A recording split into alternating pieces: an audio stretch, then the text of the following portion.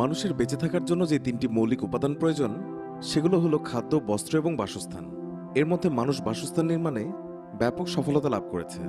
যখন গির্জার পিরামিড নির্মিত হয় তখন তার উচ্চতা ছিল ১৪৭ মিটার, অর্থাৎ প্রায় ৪৮২ ফিট।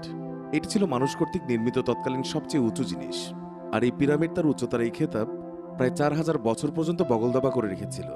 এরপর ১৩০০ শতাব্দীর কাছাকাছি সময়ে অর্থাৎ ১৩১১ সালে ইংল্যান্ডের লিঙ্কন ক্যাথেড্রাল গির্জার পিরামিড তার সবচেয়ে উঁচু হওয়ার খেতাব তার কাছ থেকে ছিনিয়ে নেয়। আর ১৬০ মিটার অর্থাৎ ৫২৫ ফিট উচ্চতা নিয়ে এটি তখন দুনিয়ার সবচেয়ে উঁচু বস্তুতে পরিণত হয়েছে, যা মানুষ নির্মিত। এরপরে তো সবার ভেতরে উঁচু থেকে উচ্চতর দালান তৈরি করার প্রতিযোগিতা রীতিমতো শুরু হয়ে যায়। আর বর্তমানে বিশ্বে এত উঁচু ইমারত তৈরি হয়েছে যার উচ্চতা ধারণা পর্যন্ত কখনো কল্পনাতেও আনা হয়নি। কিন্তু গগনচুম্বী এইসব নির্মাণ গড়ে তোলা কি এতই সহজ? আজকের ভিডিওতে আমরা ঠিক এটাই জানার চেষ্টা করব যে মূলত কোনো নির্মাণকে ঠিক কতটা উচ্চতা পর্যন্ত নিয়ে যেতে পারে। তার আগে এটি দেখে নেওয়া যাক যে বর্তমানে এমন কোনো নির্মাণ হয়েছে যা ইঞ্জিনিয়ারিং তথা সায়েন্সের নিয়মকে সরাসরি চ্যালেঞ্জ করে দিয়েছে।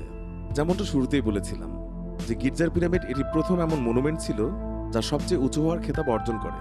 কিন্তু এই রেকর্ড ভাঙে এর অনেক বছর পর ১৮৮৪ সালে ওয়াশিংটন মনুমেন্ট, যার উচ্চতা ছিল ১৭০ মিটার অর্থাৎ ৫৫৫ ফুট, যা সেই সময় উঁচু হওয়ার রেকর্ড তৈরি করে।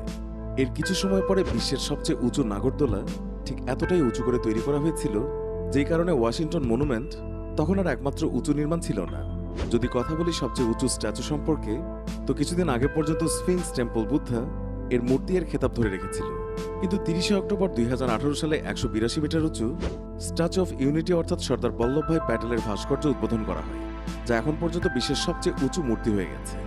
এই স্ট্যাচু এতটাই উঁচু যে এর উপর থেকে কেউ যদি লাফ দেয় তাহলে মাটিতে এসে পড়তে তার কমপক্ষে ৫ সেকেন্ড সময় লাগবে। কিন্তু যে সময় রক, আয়রন এবং স্টিল দ্বারা আইফেল টাওয়ার তৈরি করা হয়েছিল তখন এটি আমাদেরকে তার লিমিট জানিয়ে দেয়। তখন মানুষরা ভেবেছিল হয়তো শুধু এই পর্যন্তই পৌঁছানো সম্ভব, আর এর চেয়ে উঁচু কিছু বানানো কখনোই সম্ভব নয়। কেননা আইফেল টাওয়ারের উচ্চতা প্রায় ৩০১ মিটার অর্থাৎ ৯৮৮ ফিটের কাছাকাছি। এই ইমারতটি পরিবেশের নিয়মকে ততটাও চ্যালেঞ্জ দিচ্ছিল না যতটা সেই উচ্চতার কোনো বিল্ডিং দিতে পারে। কারণ আইফেল টাওয়ারের ভেতর দিয়ে বাতাসের চলাচল স্বাভাবিকভাবেই হতে পারে, এতে কোনো চাপ না লাগার কারণে এটি সহজেই দাঁড়িয়ে থাকে। এর প্রায় ৪১ বছর পর অর্থাৎ ১৯৩০ সালে ক্রিজলার বিল্ডিং এর ৩১৯ মিটার উচ্চতা নিয়ে আইফেল টাওয়ারকে পেছনে ফেলে। এর পরের বছরে ১৯৩১ সালে এম্পায়ার স্টেট বিল্ডিং পুরো বিশ্বের ইঞ্জিনিয়ার এবং আর্কিটেক্টদেরকে রীতিমতো হতবাক করে দেয়। অ্যারোডাইনামিক ডিজাইনের সাহায্যে এই বিল্ডিংটি প্রায় ৪৪৮ মিটার উচ্চতা অর্জনে সক্ষম হয়। ১৯৫০ সালে দুনিয়াতে অন্যরকম কিছু হয়। মানুষ হঠাৎ করে রেডিও এবং টিভি টাওয়ার্স বানাতে শুরু করে। আর এই টাওয়ারগুলো এতটাই উঁচু হতে পারে যে ওই সময় অত উঁচু বিল্ডিং সম্পর্কে কল্পনাও করা হতো না। এই ক্ষেত্রে কোনো বিল্ডিংকেই এটি অতিক্রম করতে পারেনি। এর কারণ হচ্ছে এই টাওয়ারগুলো অনেক হালকা ওজনের ছিল, যে কারণেও অত উঁচুতে বাতাসের চাপ এগুলোর কোনো ক্ষতি করতে পারে না। এগুলোর সারফেস এরিয়া অনেক কম হতো। ভার্সো রেডিও মাস্ট বিগত কিছু বছর যাবৎ এই বিশ্বের সবচেয়ে উঁচু মানব নির্মিত বস্তুর মধ্যে এটা ছিল। এটি এতটাই উঁচু ছিল যে নিচে দাঁড়িয়ে এর হাইয়েস্ট পয়েন্ট দেখা যেত না। প্রায় ৬৪৬ মিটার উঁচু এই টাওয়ার ১৯৫১ সাল পর্যন্ত সবচেয়ে উঁচু বস্তুর খেতাব ধরে রেখেছিল। ১৯৫১ সালে কিছু ওয়ার্কার্সরা এর ওপর কাজ করেছিল। ওয়্যার এক্সচেঞ্জ করার সময় ভুল করে তারা কিছু ওয়্যারকে এমন টাইট করে দেয় যে তার প্রেশারের জন্য এই টাওয়ার বেল্ট হতে থাকে, আর স্টিল এবং আয়রন দ্বারা নির্মিত এই টাওয়ার চোখের পলকে মাটিতে আছড়ে পড়ে। এই ঘটনার কোনো ইমেজ কিংবা ভিডিও কখনোই ধারণ করা সম্ভব হয়নি। এরপর ২০০০ সালের কাছাকাছি বুর্জ খলিফা নামক ইমারত তৈরির আইডিয়া আসে। এই বিল্ডিং এতটাই উঁচু যে যদি কেউ এর উপর থেকে লাফ দেয় তবে মাটিতে পড়তে তার ২০ সেকেন্ড সময় লাগবে। এটি তৈরি করার সময় ইঞ্জিনিয়ার্সরা বলেছিল যে এত উঁচুতে নির্মাণের জন্য সিমেন্ট নিয়ে পৌঁছানোর আগেই তা দুবাইয়ের গরম তাপমাত্রার কারণে অর্ধেক পথ অতিক্রম করতে গিয়েই শক্ত হয়ে যাবে। এর সমাধান হিসেবে তারা সিদ্ধান্ত নেয় এই কাজ তারা রাতে করবে। এই বিল্ডিং এত উঁচু যে সূর্য ওঠার সময় গ্রাউন্ড ফ্লোরে সূর্য দেখে এরপর সুপারফাস্ট লিফটে করে টপ ফ্লোরে পৌঁছে যান, তবে আপনি আবারও একই দৃশ্য দেখতে পাবেন।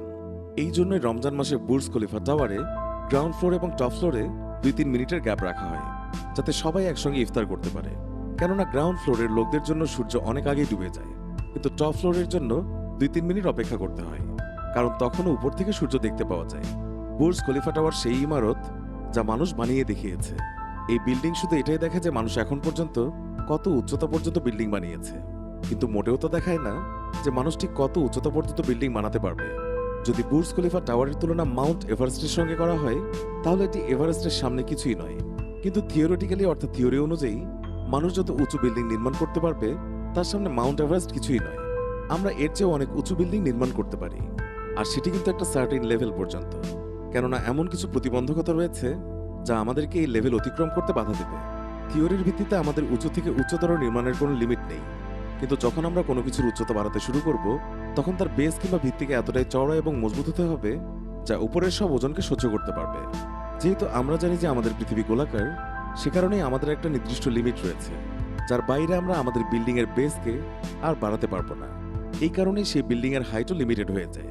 আমাদের কাছে থাকা আজকের সায়েন্স এবং টেকনোলজির সাহায্যে আমরা যে সবচেয়ে উঁচু জিনিস বানাতে পারি তার নাম হচ্ছে এক্সিট 4000।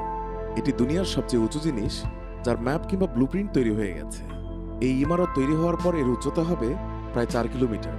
এর সামনে বুর্জ খলিফা একটা ছোট্ট সাধারণ বিল্ডিং এর মতোই দেখাবে। এত উঁচু বিল্ডিংকে টিকিয়ে রাখার জন্য এর বেসকে প্রায় 6 কিলোমিটার চওড়া করা হবে। এটিকে একটা মেটাল কেজের মতো করে আউটার স্ট্রাকচার তৈরি করা হবে। এর মধ্যে প্রায় একসঙ্গে 10 লক্ষ মানুষ থাকতে পারবে, যেখানে এটা নির্মিত হবে সেখানকার মানুষরা আবহাওয়া পরিবর্তন বুঝতে পারবে না। একবার কল্পনা করে দেখুন কেমন হবে যখন বিল্ডিংয়ের নিচের ফ্লোরগুলোতে বৃষ্টি হচ্ছে, ঠিক সেই সময়ে আবার উপরের ফ্লোরে ঝকঝকে রোদ দেখা যাচ্ছে। কল্পনা করুন আমাদের আইএসএস অথবা ইন্টারন্যাশনাল স্পেস স্টেশন পৃথিবী থেকে কতটা দূরে। এতটা, এতটুকু, নাকি এত বেশি? যদি আমরা স্পেস থেকে দেখি, তাহলে পৃথিবী থেকে স্পেস স্টেশন মাত্র একটা দূরত্ব থেকে পৃথিবীকে প্রদক্ষিণ করে।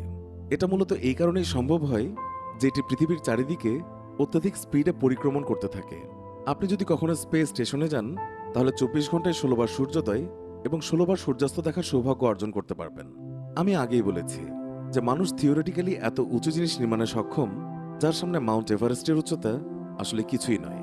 কিন্তু সমস্যা হচ্ছে এটা যত উঁচু হবে এর ওজন ঠিক ততটুকুই ফোর্স ক্রিয়েট করবে, কিন্তু তা শুধু একটি সার্টেন পয়েন্ট পর্যন্ত।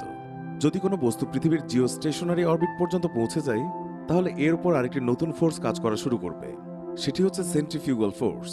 জিও স্টেশনারি অরবিট পৃথিবীর সেই পয়েন্ট যেখানে অভিকর্ষ বল কাজ করা বন্ধ করে দেয়। এই সেন্ট্রিফিউগাল ফোর্স কোনো বস্তুর ওজনের সঙ্গে কাজ করতে থাকা ফোর্সকে ব্যালেন্স করে নেওয়া শুরু করবে, যার কারণে এটি একটি টেনশন জেনারেট করবে। আর সেই টেনশনের কারণেই এটি নিজেকে স্টেবল করে নেবে। একটা রশ্মিকে এক সাইড থেকে ধরলে স্টেবল হবে না, কিন্তু যদি উভয় দিক থেকে সমান ফোর্স দিয়ে ধরা হয় তাহলে কিন্তু এটি অনড় হয়ে যাবে। ঠিক এমন কিছুই ঘটবে সেখানে। আর এর উচ্চতা প্রায় 35,000 কিলোমিটার পর্যন্ত দীর্ঘ হতে পারে। এই বিশেষ কনস্ট্রাকশনকে বলা হচ্ছে স্পেস এলিভেটর। এখন সমস্যা হচ্ছে আমাদের কাছে এতটা শক্তিশালী এবং লাইট ওয়েট ম্যাটেরিয়াল নেই যা এত বেশি ফোর্স সহ্য করতে পারবে। আপনারা যদি এই ক্ষেত্রে কার্বন ন্যানোটিউবসের কথা ভাবেন, তাহলে বলবো এটি মোটেও কল্পনা করবেন না। এটি অনেক দামি, অনেক অনেক অনেক বেশি। এছাড়াও আরও একটি সমস্যা রয়েছে, যেমন একে আমরা অ্যাস্ট্রোনয়েড থেকে কি সুরক্ষা দেব? আবার কেউ হয়তো ভাবছেন যে স্পেস এলিভেটর কেন বানাতে হবে? তাহলে জেনে রাখুন, আজকাল স্পেসে যা কিছুই পাঠাতে চান না কেন তা সাধারণত অনেক ব্যয়বহুল হয়ে থাকে। আর স্পেস এলিভেটরের সাহায্যে আমরা ঠিক সমপরিমাণ বস্তুকে 10 ভাগের 1 ভাগ খরচে স্পেসে পাঠাতে পারবো। এটা এত বেশি ইকোনমিক্যাল হয়ে যাবে যে বিজ্ঞানীরা বলেছেন যে যেই দেশ এটি সবার আগে বানাতে পারবে সেই দেশ আক্ষরিক অর্থে স্পেসের প্রায় অনেক কিছুতেই কন্ট্রোল পেয়ে যাবে। আর পুরো দুনিয়া তার কাছেই আসবে স্পেসে কিছু পাঠানো কিংবা ফেরত আনার জন্য। আপনি কি কখনো ভেবেছিলেন যে থিওরিটিক্যালি মানুষ এত উঁচু কিছু বানাতে পারবে? আপনার কি মনে হয়? কমেন্ট করে জানিয়ে দিন আপনার মূল্যবান মতামত। আশা করছি আমাদের ভিডিওটি ভালো লেগেছে। ভিডিওটি ভালো লেগে থাকলে অবশ্যই একটি লাইক দিন। আপনার এই পছন্দের ভিডিওটি আপনার বন্ধুদের সঙ্গে শেয়ার করুন।